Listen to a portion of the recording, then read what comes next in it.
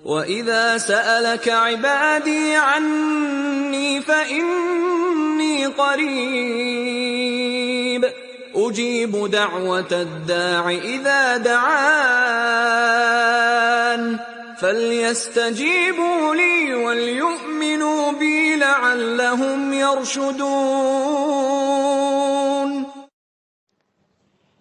Waktu dan keadaan yang mustajab untuk berdoa. Yang pertama, di hari Jumat, terutama setelah sholat asar. Dalam hadis riwayat Abu Daud, Nabi menjelaskan bahwa ada 12 saat mustajab di dalam hari Jumat, yang mana jika dijumpai seorang Islam memohon kepada Allah Azza wa Jalla atas suatu permintaan, menepati saat yang mustajab tersebut, pasti Allah akan memberi apa yang dia minta tersebut. Dan Nabi menyuruh untuk mencari saat mustajab tersebut di akhir waktu di hari Jumat setelah asar. Yang kedua, sepertiga malam yang akhir.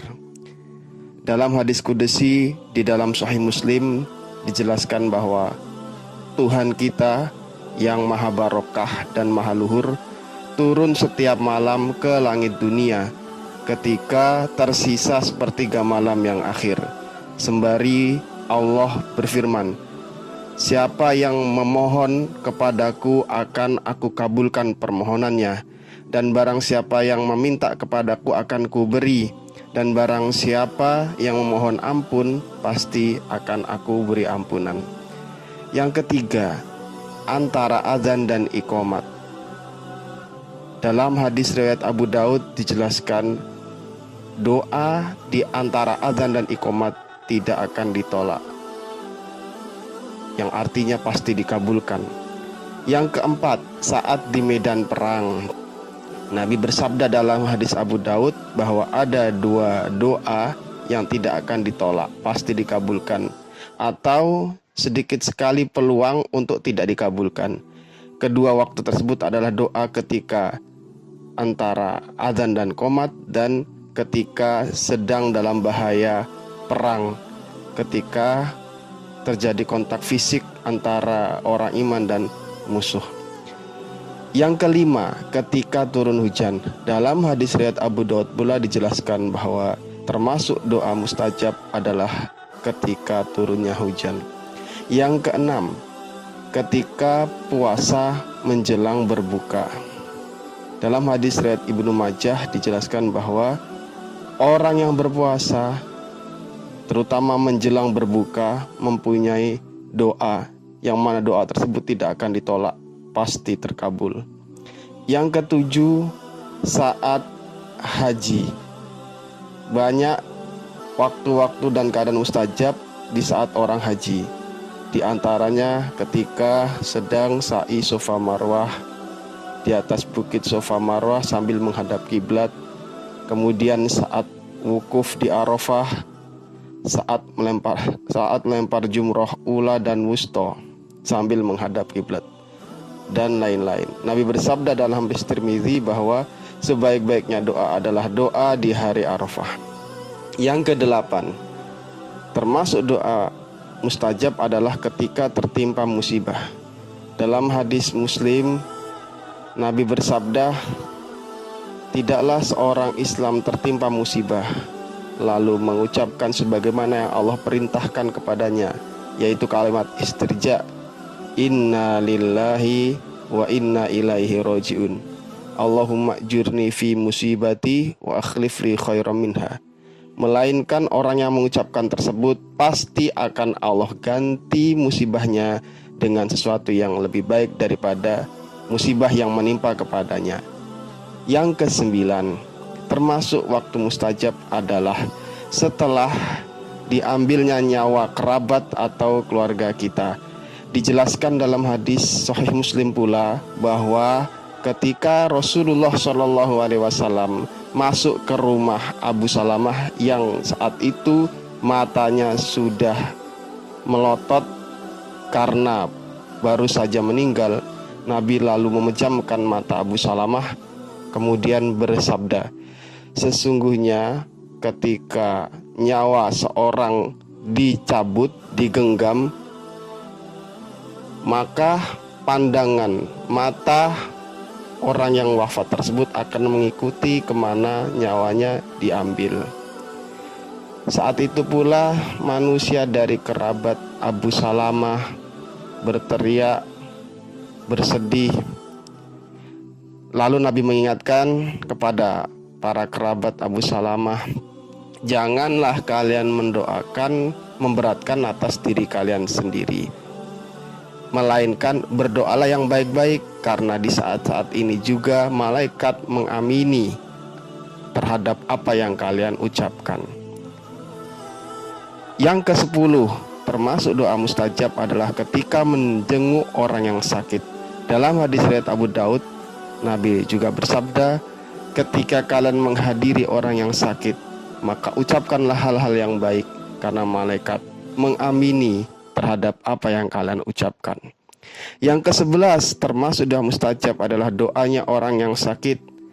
Nabi juga bersabda dalam hadis Ibnu Majah bahwa jika engkau menjenguk orang yang sakit, maka perintahlah orang yang sakit tersebut untuk mendoakanmu, karena doanya orang yang sakit bagaikan doanya malaikat. Yang ke-12, setelah lengsernya matahari di siang hari sebelum sholat duhur, dijelaskan dalam hadis Tirmizi bahwa Rasulullah SAW sholat 4 rakaat setelah matahari lengser masuk waktu duhur sebelum mengerjakan sholat duhur. Dan Nabi bersabda, waktu ini setelah matahari lengser adalah saat di mana pintu langit dibuka oleh Allah. Dan aku Nabi senang bahwa amalan saya dilaporkan baik ketika pintu langit dibuka oleh Allah.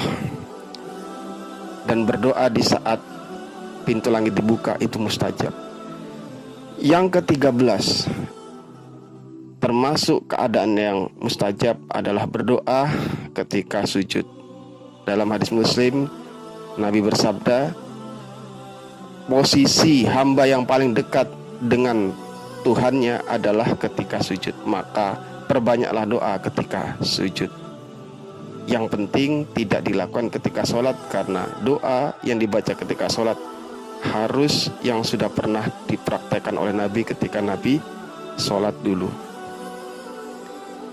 Yang ke-14 yaitu ketika meminum air zam-zam. Dalam hadis Ibnu Majah, Nabi bersabda, air zam-zam fungsinya mengikuti niat orang yang meminum air zam-zam. Disunahkan membaca doa ketika meminum air zam-zam sambil menghadap kiblat.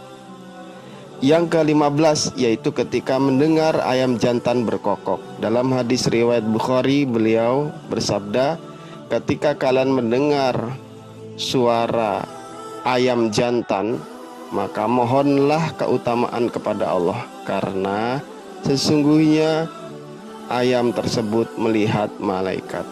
Yang ke-16, mendoakan saudara dalam keadaan tidak berjumpa atau goib atau tidak saling bertemu. Nabi dalam hadis riwayat Muslim menjelaskan bahwa tidaklah seorang hamba mendoakan saudaranya dalam keadaan goib, tidak saling bertemu, tidak berjumpa, melainkan malaikat menjawab, mengamini dan mendoakan agar kita yang berdoa juga mendapat semisal doa yang kita sampaikan kepada saudara kita. Yang ke-17, doa orang tua kepada anaknya, doa musafir, dan doa orang teraniaya juga merupakan doa yang mustajab. Dijelaskan dalam hadis Abu Daud bahwa ada 3 doa yang tidak diragukan pasti terkabul, yaitu doa orang tua kepada anaknya, doa orang yang bepergian, musafir selama tidak dalam keadaan pelanggaran bepergiannya, dan doa orang yang teraniaya. Bahkan doa yang teraniaya dalam hadis riwayat Ahmad dijelaskan bahwa Nabi mengingatkan supaya kita menjauhi dan takut terhadap doanya orang yang menganiaya, karena meskipun yang teraniaya adalah orang kafir, tetap tidak ada hijab penghalang antara doa orang teraniaya dengan Allah. Yang ke-18, doa pemimpin yang adil. Dijelaskan dalam hadis Tirmizi ada 3 doa yang tak tertolak, yaitu orang yang berpuasa sampai dia berbuka. Yang kedua, nah ini adalah doa imam yang adil. Dan yang ketiga, doanya orang yang teraniaya. Yang ke-19, doa yang mustajab termasuk adalah doa ketika Lailatul Qadar. Dijelaskan dalam hadis Ibnu Majah, Aisyah bertanya, "Wahai Rasulullah, menurut engkau jika aku menjumpai Lailatul Qadar, apa doa yang baik yang aku ucapkan?" Nabi mengatakan, ucapkanlah Allahumma innaka afuwun tuhibbul afwa fa'fu anni, dalam riwayat ini Ibnu Majah. Aisyah bertanya doa itu menunjukkan dia tahu bahwa berdoa di malam Lailatul Qadar adalah doa yang mustajab, dan Nabi mengajarkan contoh doa yang dibaca ketika Lailatul Qadar. Yang ke-20 adalah berdoa setelah sholat wajib. Di dalam riwayat Tirmizi diriwayatkan bahwa Nabi ditanya, "Wahai Rasulullah, doa manakah yang paling didengar oleh Allah?" Dan Nabi menjawab, "Tengah malam yang akhir dan setelah sholat wajib."